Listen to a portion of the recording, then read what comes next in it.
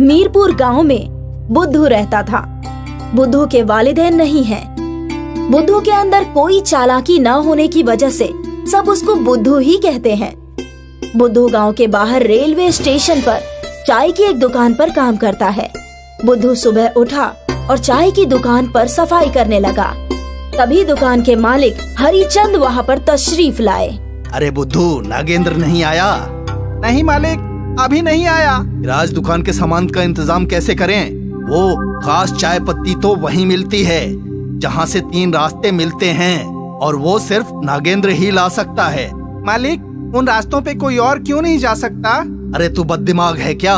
उस गांव के सिर्फ 3 ही रास्ते हैं, जिसमें पहला रास्ता नदी से होकर जाता है, दूसरा रास्ता कांटों से भरा हुआ है और तीसरा रास्ता आग के अंगारों से भरा हुआ है। फिर नागेंद्र आग में जलता क्यों नहीं है?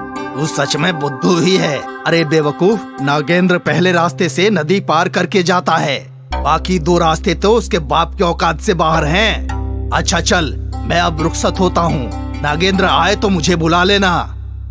हरिचंद बुद्धू को जिम्मेदारी देकर चला गया। बुद्धू चाय बनाने लगा और रेलवे स्टेशन से उतरने वाले लोगों को चाय बेचने लगा। तभी नागेंद्र भी आ गया और बुद्धू जल्दी से दौड़कर हरिचंद को बुला लाया। अरे बुधिया भाई, हमारा शेर आया है, इसको एक बढ़िया चाय पिलाओ। बुद्धू नागेंद्र के लिए चाय लेकर आता है। कहिए साहब, कितना माल लाना है? नागेंद्र, तुम्हारी वजह से हमारा कारोबार बढ़िया चल रहा है। दूर दूर से लोग चाय पीने आते हैं यहाँ पर। हाँ तो और क्या ये आसान बात है? मौत के मुंह में कदम रख के चाय पत्ती लाता हूँ मैं। हाँ, जाओ और जल्दी से ले आओ। और सुनो, ये पता किसी को बताना मत कि तुम कहाँ से और किससे चाय पत्ती लेकर आते हो। मैं चाय पत्ती तो लेकर आऊंगा, लेकिन मुझे अब 5000 रुपए चाहिए। इतने पैसे? लेकिन क्यों? जान जोखिम में डालकर जाता हूँ मैं।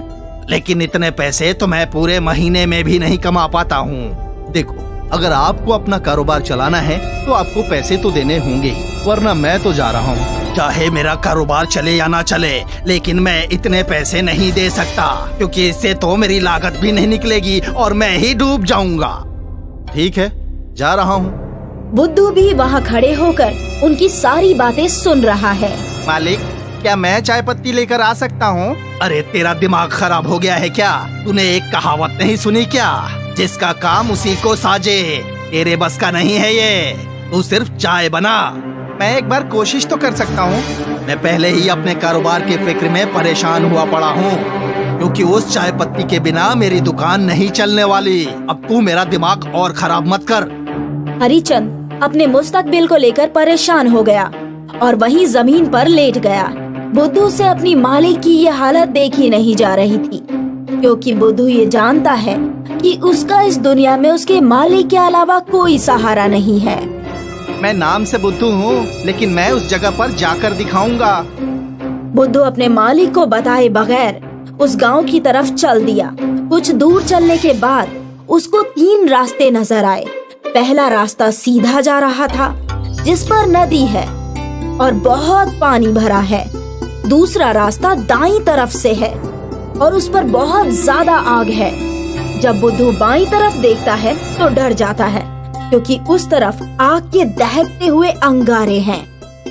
या खुदा, ये कैसे रास्ते हैं? मैं कैसे जाऊंगा अंदर? लेकिन मुझे जाना होगा, क्योंकि मैं अपने मालिक की ऐसी हालत नहीं देख सकता। इसलिए मैं नदी तैर कर जाऊंगा, और अगर ये नदी मुझे डुबाएगी तो डुबा ले, लेकिन जिसने मेरी परवरिश बेटे की तरह की है, मैं उनके साथ कुछ भी गलत नहीं होने दूंगा।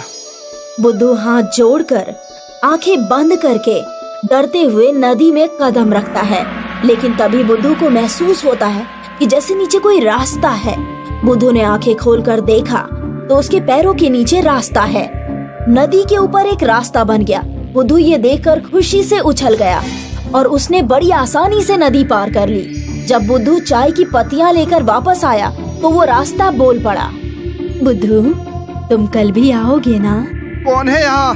अरे बुद्धू, मैं जादुई रास्ता हूँ। तुम्हारे ऊपर रहम करके मैंने तुम्हारी मदद की है। अब तुम रोज यहाँ आ सकते हो। धन्यवाद जादुई रास्ते, अब मैं रोज यहाँ आया करूँगा। बुद्धू खुशी खुशी दुकान की तरफ चल दिया। बुद्धू हरिचंद को बिना इत्तला किए दुकान से गया था, इसीलिए हरिचंद बहुत गुस्से में था और बुद्धू का बेसब्री से आने का इंतजार कर रहा है। और अभी उसकी नजर मुस्कुराते हुए बुद्धू पर पड़ गई।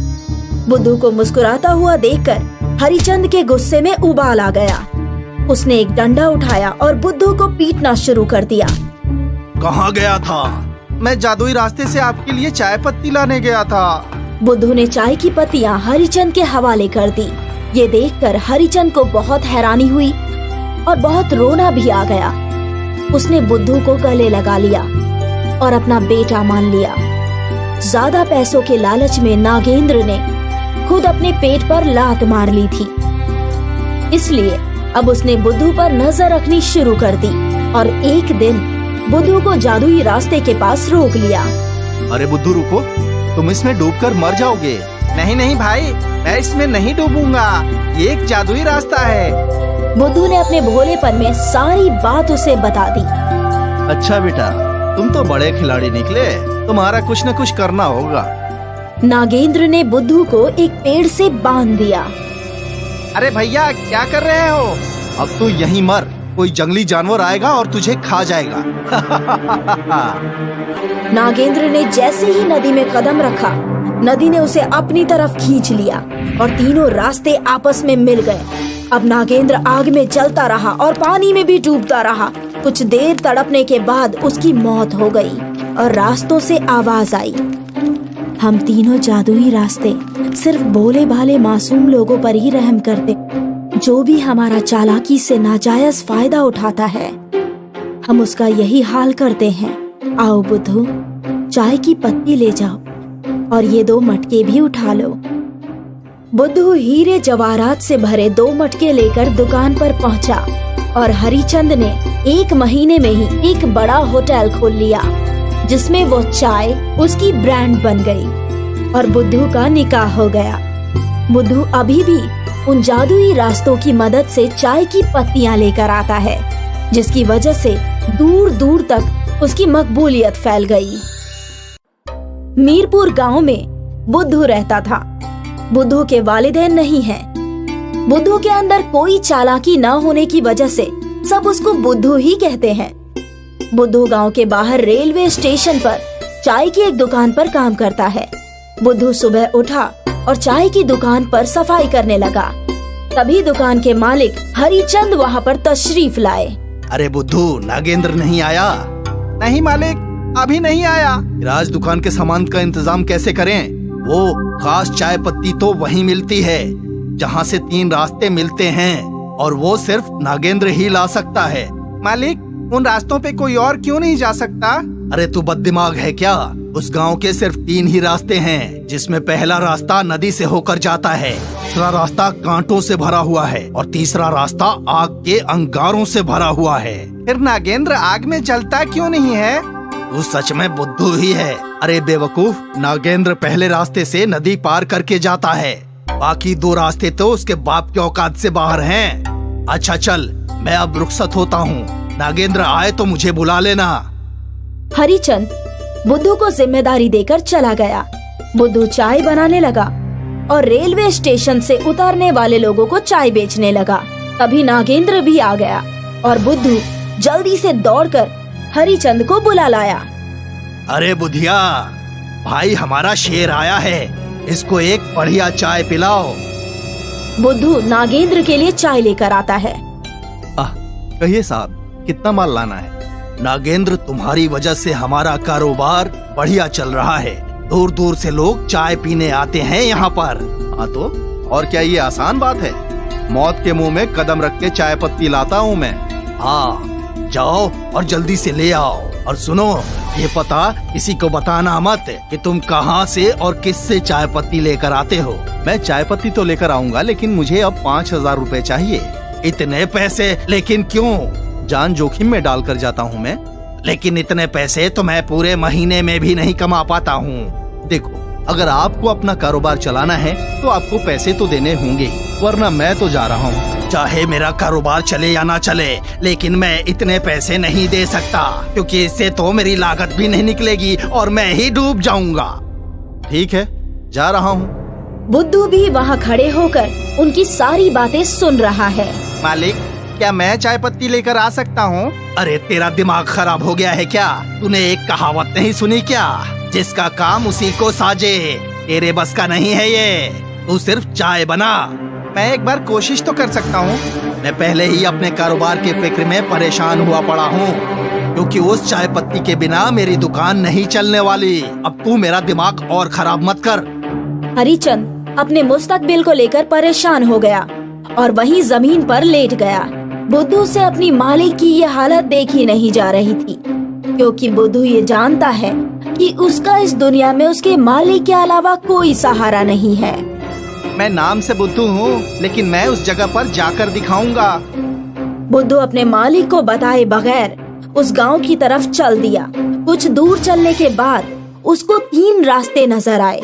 पहला रास्ता सीधा जा रहा था, जिस पर नदी है और बहुत पानी भरा है।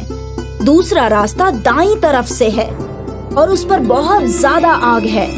जब बुद्धू बाईं तरफ देखता है तो डर जाता है, क्योंकि उस तरफ आग के दहकते हुए अंगारे हैं।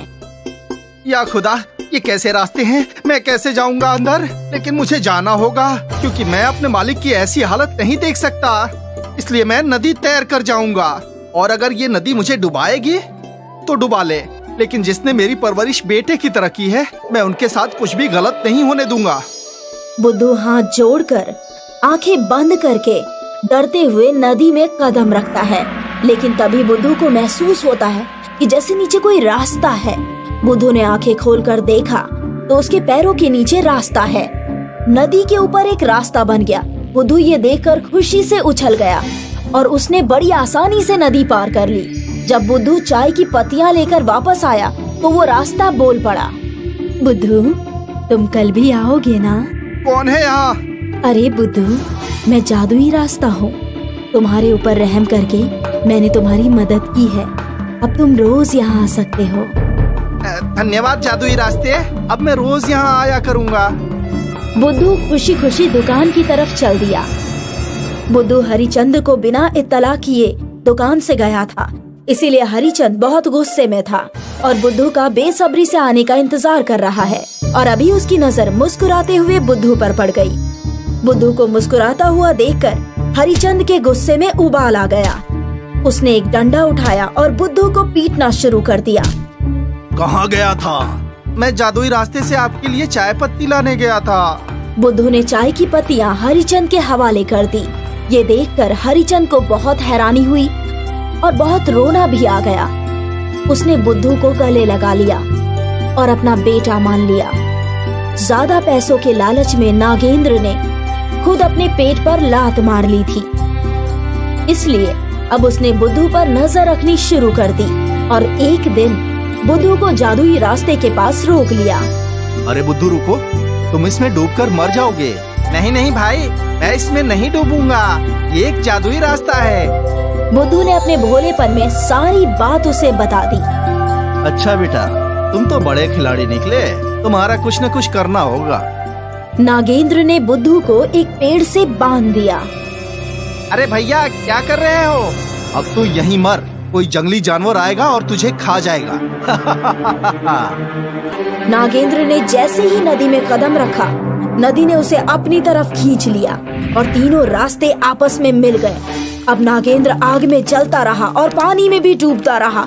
कुछ देर तड़पने के बाद उसकी मौत हो गई और रास्तों से आवाज आई, हम तीनों जादुई रास्ते सिर्फ भोले भाले मासूम लोगों पर ही रहम करते, जो भी हमारा चालाकी से नाजायज फायदा उठाता है, हम उसका यही हाल करते हैं। आओ बुद्धू, चाय की पत्ती ले जाओ और ये 2 मटके भी उठा लो।